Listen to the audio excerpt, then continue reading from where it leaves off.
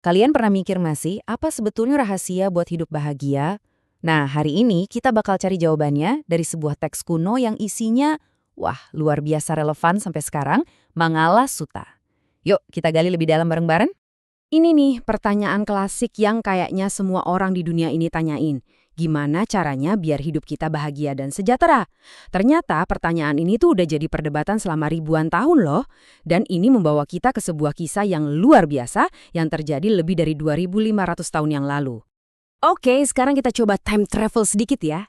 Bayangin deh suasana malam yang sunyi di sebuah hutan yang damai. Nah, disinilah, di tengah ketenangan itu, terjadi sebuah pertemuan yang sangat istimewa. Pertemuan yang nantinya melahirkan salah satu ajaran paling fundamental tentang kebahagiaan. Jadi, lokasi kita ada di hutan Jeta, tempat Sang Buddha waktu itu lagi menetap. Ini bukan hutan biasa ya, tapi sebuah vihara yang dipersembahkan oleh seorang saudagar yang sangat dermawan.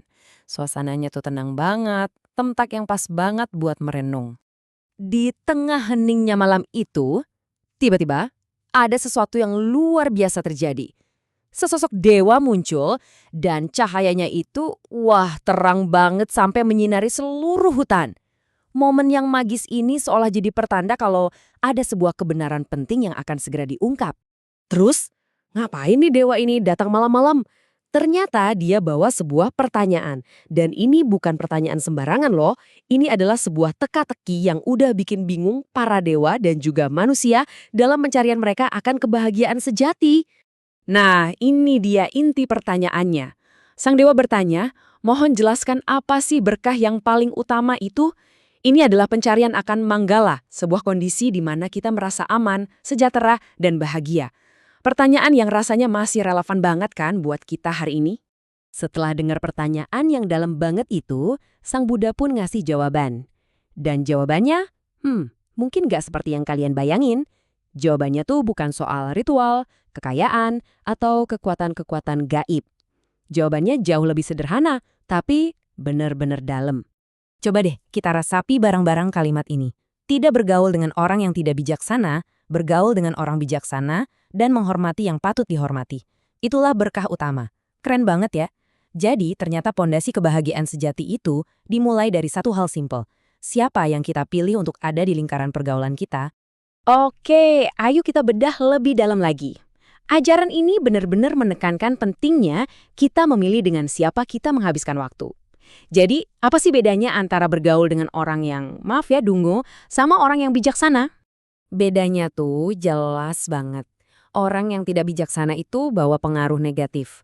Mereka bisa mendorong kita ke tindakan yang merugikan, dan ujung-ujungnya narik kita ke bawah. Sebaliknya, orang bijaksana itu bawa pengaruh positif. Mereka menginspirasi kita buat melakukan hal-hal yang baik, dan ngebantu kita jadi versi diri yang lebih baik lagi. Tapi sadar nggak sih, kearifan kuno ini sebenarnya akrab banget di telinga kita. Kita mungkin pernah dengar nasihat yang mirip-mirip dari orang tua kita waktu kecil kan? Ini nunjukin betapa universal dan abadinya kebenaran ini. Lingkungan sosial kita itu benar-benar ngebentuk karakter dan nasib kita. Jadi, inilah dia makna berkah utama atau manggala itu. Ini bukan soal keberuntungan semata atau takdir.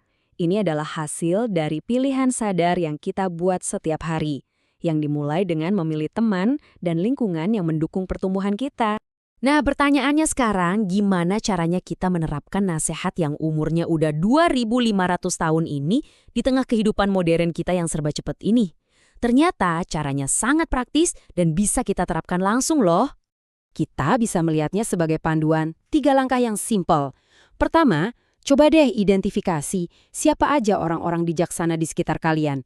Kedua, jangan cuma diam, dekati mereka, cari waktu buat ngobrol, belajar dari mereka. Dan yang ketiga, hormati mereka. Tunjukkan rasa terima kasih, karena hubungan yang kayak gini tuh benar-benar berharga. Sebagai penutup, saya mau ninggalin kalian dengan satu pertanyaan buat direnungkan. Siapa orang-orang bijaksana dalam hidup kalian?